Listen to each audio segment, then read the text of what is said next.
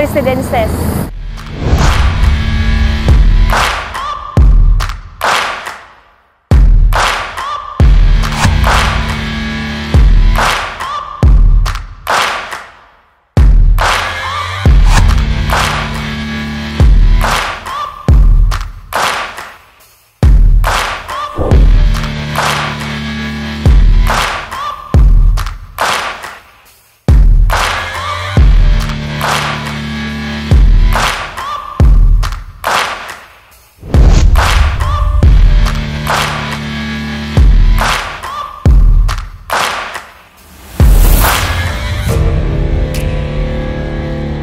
Location po talaga niya, very accessible po ng airport, Ayala. Kasi yung galing airport, 18 minutes lang. Tapos yung Ayala dito, 8 minutes lang po, makarating na po kayo sa Ayala. Tabi po ng Alphamart, may katabi na po na ATM machine. And then sa kaliwa po, may UCPB Bank po dyan. And then meron po 7-Eleven. And then sa harap po, meron pong RCBC Bank. Yan. Meron ding EUB Bank. EUB Bank. Yan. May Goldilocks din doon at saka merong Metro Bank. Yan. So, ang ganda po talaga ng location ng Red Residences. Nandito tayo sa labas ngayon, makikita natin yung transportation niya, no? So, ditong pakanan, papunta pong Pasay or Mua. Yan. So, ito naman, papunta po sa kaliwa ng EDSA. Yan po yung papuntang EDSA. Very accessible po siya ng airport, no? So, kasi kanina galing ako ng airport, tapos nagmamadali kami kasi may iti-tripping pa po kaming client. So, from airport, 18 minutes lang po. From airport, 18 minutes lang po ako. Kasi wala pong walang traffic po. So, ngayon, mabilis lang po galing airport. No? So, ito po talaga yung mismong Red Residences. Yan. Dito po yung elevator. Pasok tayo.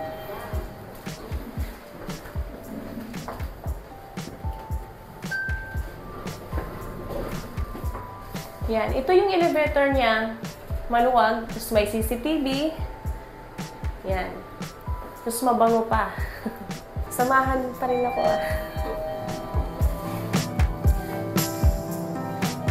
Okay, so ito yung ground floor. Ito yung lobby. Yan. Sobrang laki ng lobby. Yan. Sarap dito. Sobrang lamig. Yan. Tapos, dito yung mga meal room. Yung mga billing nyo, dito po siya naka-organize po siya dyan. Yan. Kung anong room nyo, anong number ng condo unit nyo, yan. Tapos dito yung CR. Yan. Okay? So, dito talaga yung mismong lobby niya. Yung reception area.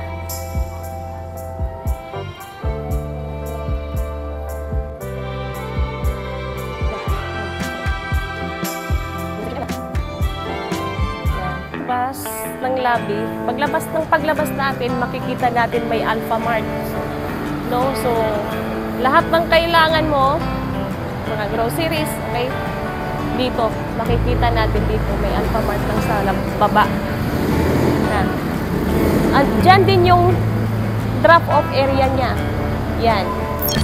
Yan. So, yung Red Residences po, yung parking area niya from 2nd floor to 6th floor. 7th floor, amenities na po. Tapos, start na po siya for residential. Okay?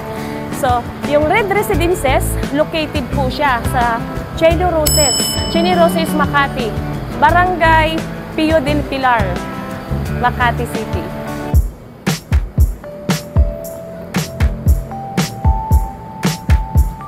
So now, nandito tayo sa 7th floor. Kung saan natin makikita yung amenities niya, no? So, location po ng amenities niya sa 7th floor.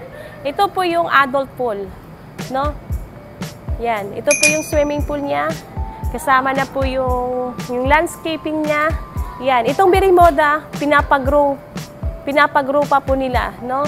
Yan po yung swimming pool niya. Makikita po nyo dyan. May relax po na parang higaan dyan, no? Kung pagod po kayo mag-swimming, pwede po kayong mag-relax dyan sa gilid, may higaan po dyan, no? Dyan din sa may bench, pwede din kayo uupo dyan. Pamparelax, no? So, galing kayo nag-swimming, pagod kayo, yan, pwede po kayong uupo dyan. Yan, so doon po makikita natin, may shower area doon, no? So, shower muna bago tayo mag-swimming. So guys, kasama po ng amenities, ito po, function room. Kung may event, yan dito. Air condition po pati dito, ha? Yan. Yan, nagagamit natin to. Kasama po ng amenities. Okay, so doon may pool pa rin doon. May pool pa rin. So, kabilaan po yung swimming pool natin, no? Left and right yung swimming pool. Yan, so kikita natin dito, may mga halaman.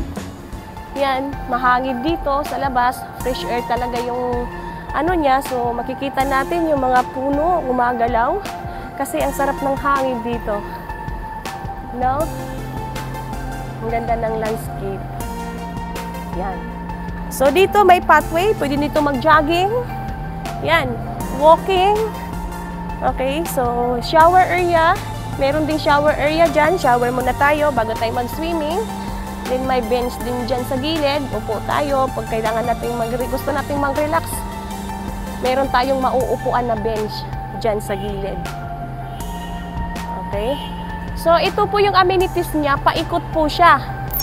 Bali, kabilaan yung pool. Paikot po yung landscape.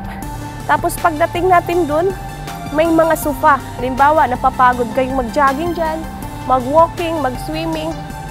Yan. So, dito, pwede din tayo mag-standby dito. Coffee, kwentuhan, computer, studying, pwede dito. So, may mga table. Yan. So, fresh air dito, no? Ito yung focus zone, no? Pero meron din tayong focus zone na tatambayan natin na air condition. Sa ngayon, nandito tayo sa labas. No?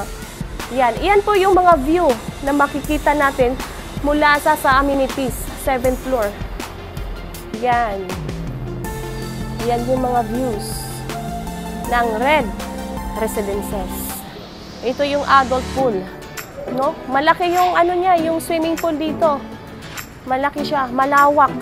Tapos yung tubig, kala mo parang dagat to, umaalon-alon. Sobrang linis, no? Yung amoy niya, amoy malinis talaga.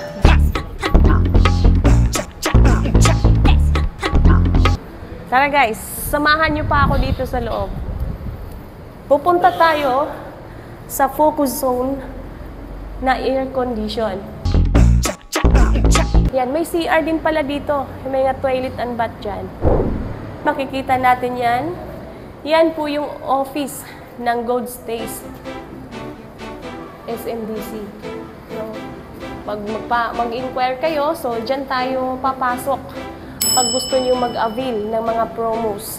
Gold Stays ng SMDC. No, so ngayon papasok tayo dito sa focus zone na air condition. Pwede tayo magbasa ng libro, gusto nyo mag-relax. Hindi po maingay dito. Sobrang relax dito. No? So, coffee, studying, yan. Ang sarap dito magtambay kung gusto nyo talagang malamig. Halimbawa, gusto ko ngayong mag-isa. Gusto ko ngayong mag-relax. Dito muna ako magtambay. Pasukin natin yung gym niya, no? So, dito. Yan, malamig po dito guys. Sobrang lamig po ng aircon dito. Yan. So, kita natin, may nag-i-exercise po. Gumagamit po ng gym. Yan. So, ito, free na po siya sa residente dito sa Red Residences. Yan. No? So, hindi na po kayo mag-ano dito. Wala na yung enrollment. Wala na. Tapos, yung limit po ng gagamit dito sa kasama nyo sa condo unit nyo, hanggang 5 person po. No? So, di ba? Ang luwag po. Yan. Tsaka, maganda yung quality ng mga equipment dito. Yan. Oh, so may treadmill. For more questions, sa inquiry po, pwede nyo po akong i-contact sa Facebook page, Ranisa Taguran Tabuco. And may contact number po, 0938-0221-783. Yan. Pwede nyo po akong makontak dyan sa Viber at saka sa WhatsApp. Thank you for watching!